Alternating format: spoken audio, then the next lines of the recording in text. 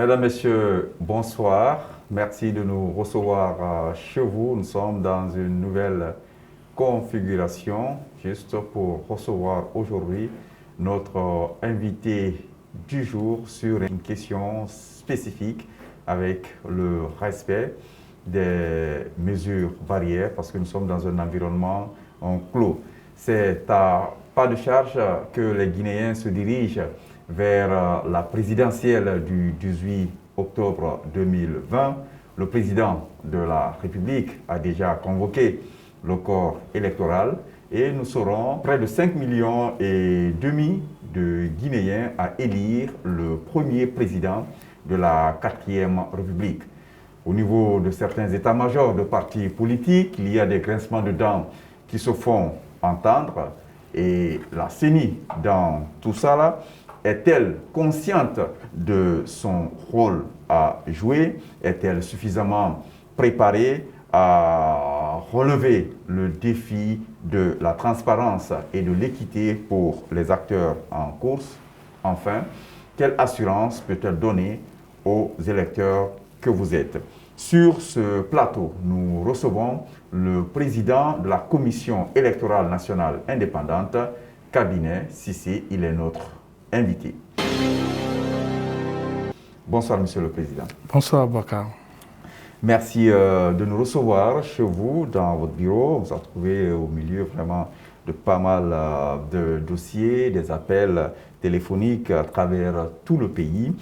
Monsieur le Président, vous êtes économiste et comme vos prédécesseurs, vous êtes issu de la société civile. Vous étiez même à l'initiative d'un think tank sur le développement de la Guinée. Mais à la différence de vos prédécesseurs, Monsieur le Président, vous êtes le plus jeune à occuper ce poste. Est-ce un atout ou un handicap? Tout dépend. Avec l'âge, je crois que nous devons pouvoir subir ou disons soutenir la pression, être à la hauteur de la pression parce que organiser les élections dans un contexte comme celui de la Guinée demande non seulement de l'énergie, mais à côté de l'énergie, il y a aussi l'expérience qui compte parce que l'âge, c'est vrai, il peut être un atout, mais si vous n'avez pas d'expérience en matière de gestion, en matière de management, mais aussi en termes aussi de résultats, et je crois que ça peut être aussi un handicap. Et vous connaissez bien la maison parce que vous étiez déjà commissaire. Peut-être comme par miracle, cette fois-ci, c'est l'une des rares fois que la CENI fixe la date d'une élection, en tout cas jusqu'à ce jour-là, jusqu'à ce niveau du processus, et que cette date ne fasse pas l'objet d'un report. Comment vous trouvez cela? Quelle explication rationnelle vous pouvez donner à cela? Alors, pour moi, c'est très simple. Disons, le premier secret d'abord, c'est la rigueur dans le travail. Et vous devez être convaincu de la mission que le peuple de Guinée vous a confiée. Mais également, développer une approche cohérente pour arriver à vos objectifs. Donc, cette date du 18 octobre a fait d'abord réflexion au sein de la CENI, entre les 17 commissaires, mais également, nous avons évalué notre capacité. Monsieur le Président, c'est la même CENI, la même commission. Qu'est-ce qui a changé pour qu'on fixe une date et que ça ne fasse pas l'objet d'un report? Je voudrais simplement, c'est l'approche, la rigueur dans le travail. Je dirais, je ne peux pas juger du passé, mais ce qui reste clair, nous étions confiants que cette date était bien tenable. Donc, c'était d'abord notre conviction personnelle à l'intérieur de l'institution. En résumé, je dirais que c'est rien d'autre que la détermination et l'approche dans le travail. Et tous les commissaires étaient impliqués pour projeter cette... Justement, les 17 commissaires, il y a eu, je dirais, des divergences autour de cette date. Ceux qui pensaient que la date était très serrée, qu'il y avait des préalables, et d'autres qui ont pensé qu'elle était bien tenable. Mais l'essentiel, c'était comment, disons, l'assainissement d'abord du fichier. Il y avait des préalables que certains ont évoqués. On pourra revenir sur ces préalables. Et ensemble, nous avons réalisé qu'il y avait effectivement ces préalables et nous avons travaillé de manière collégiale vers le relèvement de ces défis. Monsieur le Président, parmi ces défis, il y a ce fichier électoral. Un moment qui avait été annoncé avec, au moment à la veille du double scrutin, 11 millions de Guinéens. Après, ça a été, nous sommes redescendus à 7 millions. Aujourd'hui, nous sommes à 5 millions 400 quelques. Est-ce pour vous, le fichier actuel est suffisamment épuré? Il faut retenir que nous sommes allés au double scrutin avec un fichier de 5 millions, autour de 5 millions 323. Parce qu'une mission de la CEDEAO à la veille du scrutin avait séjourné en Guinée, vous vous en souvenez. Cette mission avait recommandé que la CENI mette de côté ce que la mission avait qualifié d'électeurs problématiques. Ce que la CENI a bien fait. Nous avons enlevé de notre fichier les 2 millions et quelques. Donc, qui n'ont pas voté, bien qu'ils avaient leur carte. Et une précision de taille autour de ces 2 millions et quelques. Ce n'était pas des fictifs, mais c'était les électeurs qui ont été enrôlés dont les pièces qui ont servi n'ont pas été sauvegardées ou archivées. Oh, mais après le double scrutin, avec cette élection à venir, ces électeurs avaient été autorisés à venir régulariser leur situation. Oui, c'était les premiers visés par rapport à la révision exceptionnelle qui s'est passée. Alors, pour répondre à votre question, je vous dirais que nous sommes très satisfaits aujourd'hui du travail que nous avons accompli de manière collégiale. Nous avons eu une rencontre la semaine dernière. Nous avons fait notre propre évaluation du fichier. Et on s'est rendu compte que vraiment ce fichier qui va conduire les Guinéens à l'élection présidentielle du 18 octobre a été vraiment, je dirais, un fichier qui a connu une nette amélioration par rapport à beaucoup d'autres fichiers. Monsieur le Président, peut-être pour une exclusivité, il y a une commission de la CEDEAO qui est encore revenue pour travailler sur le fichier. Exactement, elle est même là. Ce rapport là. n'a pas été rendu public. Vous avez eu droit à ce rapport. Que dit ce rapport? Non, je ne peux pas me permettre de dévoiler le contenu de ce rapport, étant donné qu'il n'y a pas eu encore une remise officielle au gouvernement. Parce qu'il s'agit de l'État, c'est l'État qui en a fait la CENI a fait la demande, mais à travers l'État, et notamment le ministère des Affaires étrangères. La mission séjourne encore. Ce week-end, certainement, elle va terminer, boucler son rapport. Mais c'est sûr que ce rapport ne va pas remettre en cause le fichier actuel? Nous avons eu déjà une première réunion entre l'ensemble des commissaires et les experts de la CEDEAO, les 3 experts, et qui, il faut rappeler, sont venus à la veille du double scrutin. C'est les mêmes experts qui sont arrivés. Et les échanges ont montré que les chiffres que la CENI donne ou a donnés récemment, alors ce sont des chiffres qu'ils ont confirmés. Ils avaient eux-mêmes lancé des requêtes pour vérifier tout ce qu'ils ont demandé en termes de documentation et de mesures de transparence, nous les avons donnés, nous les avons accordés. Donc aujourd'hui, je dirais, nos échanges ont montré que ces chiffres que nous avons donnés, il y a la sincérité de ces chiffres. Et nous-mêmes, nous en sommes fiers. Parce qu'on a fait vraiment un travail en amont avec l'ensemble de tous les collègues. Ça veut dire, pour résumer, Monsieur le Président, que la question des électeurs douteux est résolue. Ça veut dire que les critiques sur l'enrôlement des électeurs mineurs est résolue. Ça veut aussi dire que les personnes décédées qui étaient encore dans le fichier n'y sont plus. Quand vous prenez aujourd'hui le fichier guinéen, alors qu'il se situe autour de 5 410 089 électeurs, a été obtenu comment? Premièrement, nous avons décidé, au sein de la CENI, d'extirper de ce fichier tous les présumés mineurs. Et nous avons utilisé 2 méthodes. Méthode automatique, c'est-à-dire nous avons défini un seuil donc, qui a été écarté automatiquement par la machine. De 80 jusqu'à 10, le score, nous avons mis les humains, c'est-à-dire les adjudicateurs, qui ont regardé les photos de chaque présumé mineur pour vraiment confirmer si c'était un mineur ou pas. Au bout de cet exercice, on s'est retrouvé avec au moins 24 000 mineurs qui ont été extirpés. Ça, c'est une première. Après que nous avons pensé déjà que les 58 000 avaient été mis de côté, aujourd'hui encore, nous venons d'enlever. Pour le cas des décédés, est-ce que la CENI doit ou bien a la capacité d'enlever tous les décédés? Elle a bien sûr la volonté, mais la loi dit que ça doit se faire sur la base des déclarations. Donc, il faudrait que les parents des décédés alors, puissent déclarer, disons, à la commission chargée de la révision de la liste électorale qu'ils ont perdu un proche. Donc, c'est ainsi que ce document remonte à la CENI, qui permet à la CENI de radier un électeur de son fichier. Sinon, la CENI n'a pas le droit. On peut dire que vraiment le fichier aujourd'hui, il est un fichier qui devrait rassurer.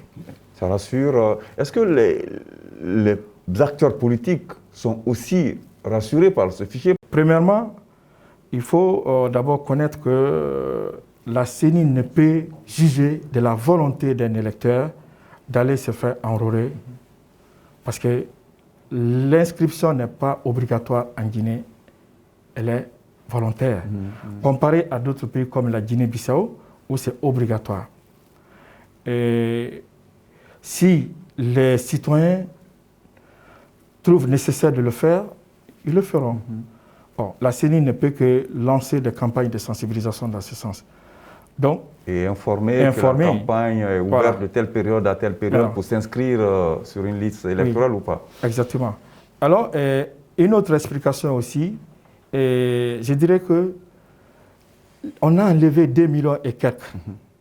Les 2 millions et 400 et quelques qui avaient été enlevés, certainement sont venus alors réduire l'électorat dans certaines localités. Ça aussi, ça explique. Mais ce qu'il faut retenir dans ce travail, c'est que le fichier, alors quand on le regarde 2010 jusqu'à l'élection présidentielle de 2015, il y a toujours eu des disparités à Ouakar. Quand vous prenez aujourd'hui le ratio entre le nombre d'électeurs en Guinée et la population générale, nous sommes très heureux aujourd'hui de dire que nous sommes autour de 43%. Donc, comparé à la moyenne de la sous-région, alors on est reconforté. Au Sénégal, le ratio est autour de 38 à 39% de la population, c'est-à-dire la population électorale comparée à la population générale. Au niveau de Guinée-Bissau, ils sont autour de 51%, parce que là, c'est obligatoire. Le Ghana, ils sont autour de 55, parce qu'il y a une certaine culture quand même de civisme démocratique, où vraiment les citoyens se déplacent massivement. Donc aujourd'hui, la Guinée est quand même dans cette donne raisonnable, avec au moins autour de 43%. Est vraiment raisonnable. Donc elle est vraiment raisonnable. Ça veut dire que notre officier aussi doit rassurer. L'implication des acteurs politiques, notamment les partis politiques, alors est consacrée par le code électoral.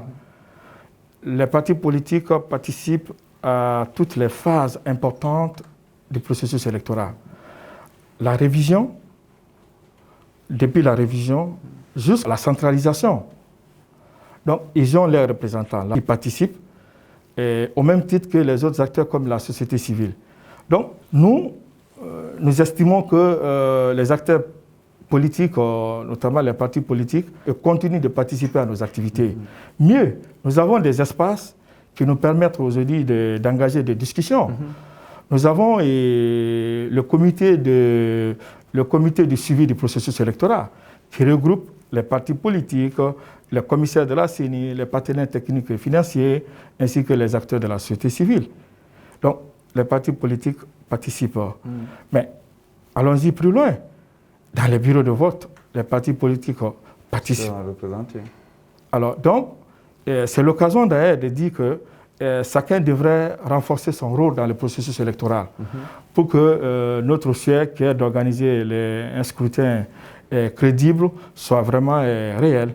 D'accord. Chacun doit renforcer sa participation. Je prends par exemple dans ce processus-là un problème, un électeur X qui rencontre un problème, soit nous sommes encore à quelques jours du début de la distribution des cartes, qui n'a pas reçu sa carte d'électeur, or il a été normalement enrôlé, ou bien même pendant l'élection qu'il y ait des problèmes qui arrivent. Est-ce qu'il y a un cadre, il y a un centre d'appel qui vraiment peut répondre à ces préoccupations? Oui, nous avons d'abord ce qu'on appelle, comme je l'ai dit tantôt, la cellule de suivi du processus électoral, qui enregistre la participation des partis politiques et de la société civile. Ça veut dire que c'est d'abord un premier cadre alors de remontée d'informations. Par le passé, nous avons toujours eu des plaintes qui ont été remontées sur le terrain. Donc, un citoyen qui a des problèmes liés au processus peut passer soit par les acteurs de la société civile ou par les partis politiques. Mieux, nous avons ce que nous appelons aussi les CIP décentralisés, ainsi que les cellules aussi de suivi dans chaque circonscription, les 38 circonscriptions. Donc, les données peuvent être aussi remontées là-bas. Mais nous avons la cellule de suivi. Quand nous sommes dans une phase active du processus, nous mettons toujours une cellule à la CENI ici qui remonte les informations. Donc, c'est des choses qui sont bien connues. Donc, je dirais que la CENI est accessible. Et d'ailleurs, c'est ce que nous souhaitons, que toutes les observations ou les critiques soient portées à notre connaissance afin que nous puissions réagir à temps. La distribution des cartes d'électeurs va commencer. Est-ce qu'il y a une stratégie particulière pour que les 5 400 000 et quelques électeurs aient accès à cette pièce-là, à ce sésame précieux, avant le jour J? Naturellement, nous essayons de s'inscrire dans une dynamique que nous avons bien définie pour notre CENI, à savoir une CENI beaucoup plus professionnelle. Et à cet effet, nous avons commencé d'abord à mettre en place une commission qui a travaillé sur les stratégies de distribution de la carte d'électeur. Et la commission nous a fait de très bonnes réflexions. Et il y a des problèmes de fond qui ont été discutés et remontés à la plénière. Premièrement, c'était d'abord de veiller à ce que chaque électeur soit effectivement celui qui viendra retirer sa carte.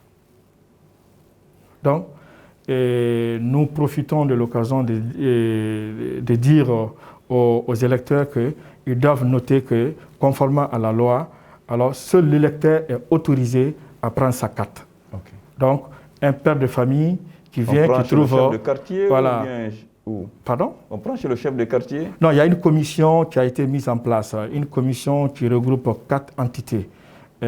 Allant les représentants de nos démembrements, les acteurs de la société civile, et la collectivité aussi participe. Non, mais la commission sera dans les quartiers. Il y a au moins environ 3800 commissions qui seront mises en place sur toute l'étendue du territoire. Donc, il suffit seulement d'aller vers ces commissions retirées. Mais pour parler toujours de la stratégie... commence le 18? Oui, ça c'est le samedi. Voilà.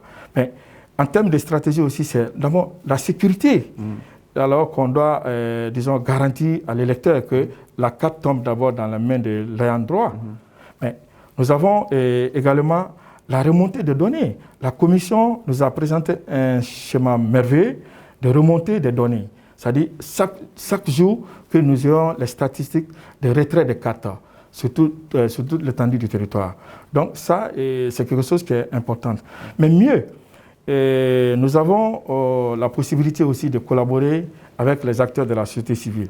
Les acteurs de la société civile vont, dans 24 heures ou 48 heures au maximum, descendre sur le terrain pour faire la sensibilisation. C'est vous qui allez les accompagner C'est financièrement? nous qui allons les accompagner. Toutes ces ONG-là qui vont participer?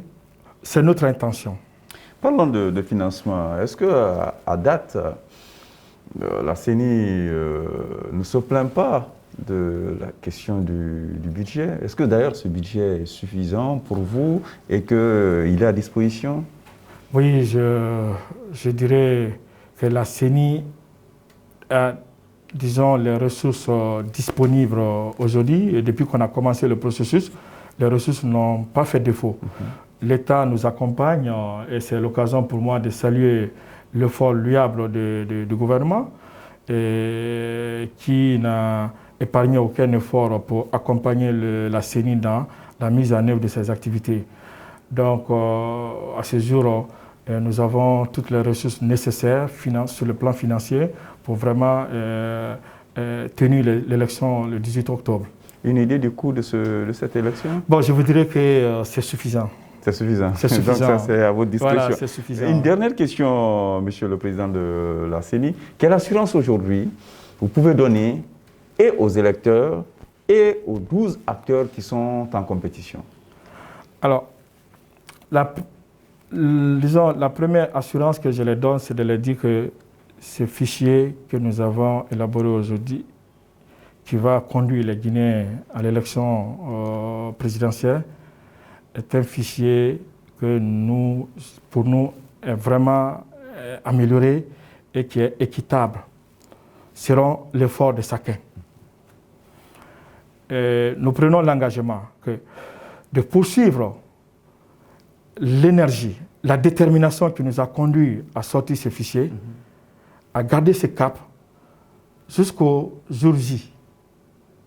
Autrement dit, la CENI est engagée aujourd'hui et résolument déterminée à conduire un processus électoral crédible et, je dirais, un scrutin dans l'intégrité. C'est-à-dire où vraiment toutes les normes standards en la matière sont respectées. Donc, ces élections représentent un enjeu pour tout le pays et que chaque acteur a un rôle déterminant à jouer.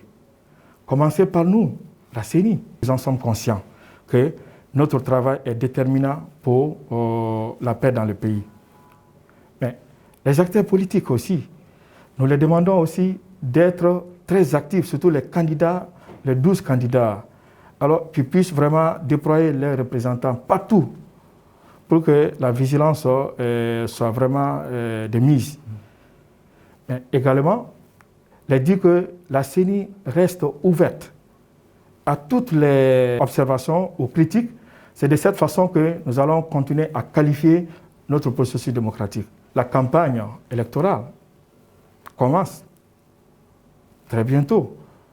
Alors, j'estime que c'est vraiment une épreuve aussi pour la maturité de la démocratie dans notre pays. Alors, je souhaite à chaque candidat une bonne réussite, une bonne campagne. Et la CENI, c'est votre institution et elle est là, elle travaille pour le peuple de Guinée et pour les acteurs politiques, et notamment les candidats aux élections présidentielles du 18 octobre 2020. Donc, nous avons plein espoir que le scrutin sera vraiment un scrutin très intéressant et qui va vraiment satisfaire les différents acteurs. Monsieur le Président Kabinet Cissé, merci. C'est moi qui vous remercie.